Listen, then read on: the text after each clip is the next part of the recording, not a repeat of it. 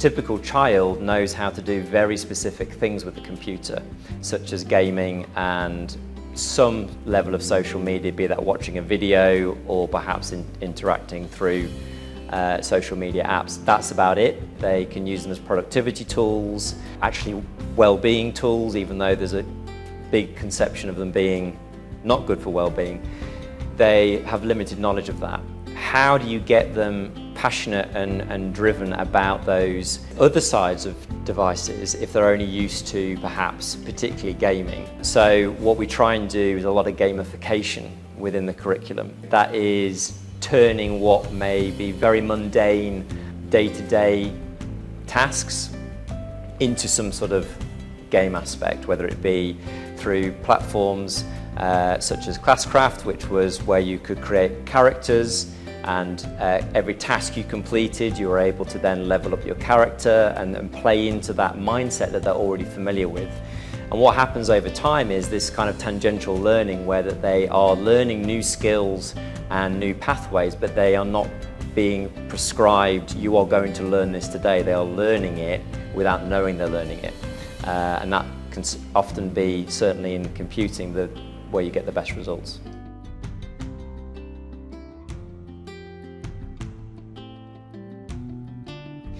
Yeah, so I think one of the leading points about the rugby philosophy, the whole person, the whole point, there is so much scope there for people to be very narrow, but actually when you go into the subject, it is so broad, right from cybersecurity, right through to game development, right through to desktop publishing, right through to AI counselling. There is so much scope in the subject now.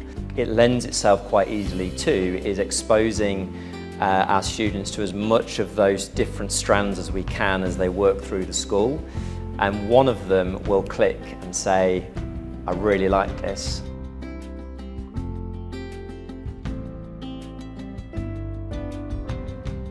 With the school day the way it is, there are these opportunities to put in place finally these things that you've seen but can't see how you can put them into the curriculum and can't see how you can put them into any after school time. So the flexibility of what you can deliver in the day, I think, is really powerful.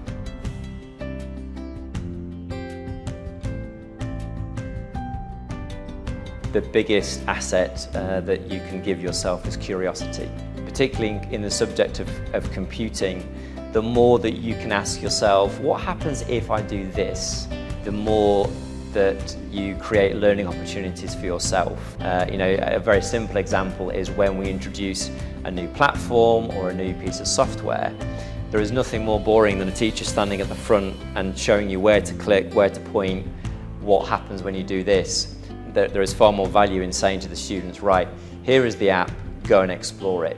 And actually, without exaggerating, every single time I have done that activity, someone has taught me something that I didn't know the app does.